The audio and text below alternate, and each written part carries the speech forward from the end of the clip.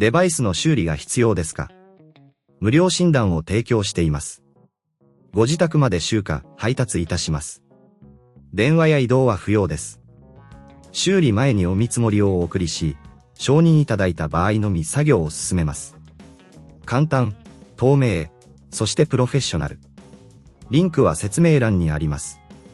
まず、Dyson CY26の修理を始める前に、必要な工具を用意します。必要な工具は、プラスドライバー、トルクスドライバー、クリーニングブラシ、そして新しいケーブルです。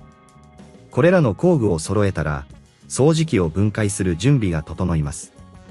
バックスラッシュ N 掃除機の底部にあるネジを外すために、プラスドライバーを使用します。ネジをすべて外したら、底部カバーを慎重に取り外します。内部にアクセスできるようになり、次にケーブルの状態を確認します。もしケーブルが損傷している場合は、新しいケーブルに交換する必要があります。バックスラッシュ N 内部を清掃するために、クリーニングブラシを使用して、ホコリやゴミを取り除きます。これにより、掃除機の性能が向上します。内部の清掃が完了したら、新しいケーブルを取り付けます。ケーブルを適切に配置し、すべての部品を元に戻す準備をします。バックスラッシュ N ここで、もしこのプロセスが難しいと感じる場合は、義務のない専門診断サービスを提供していることを覚えておいてください。私たちの専門家があなたの掃除機をチェックし、最適な修理を提案します。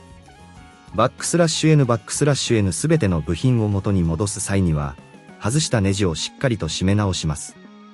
特に底部カバーのネジは重要ですので、緩みがないように注意してください。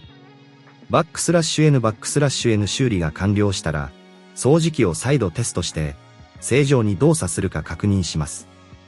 このテストで問題が見つかった場合、再度内部をチェックすることをお勧めします。バックスラッシュ N また、ご自宅での集荷と配達サービスもご利用いただけますので、忙しい方には最適です。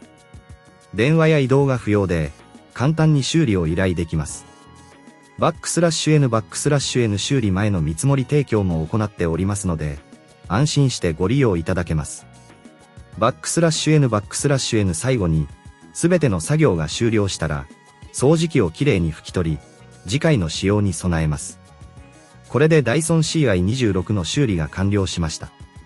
あなたの掃除機が再び正常に動作することを願っています。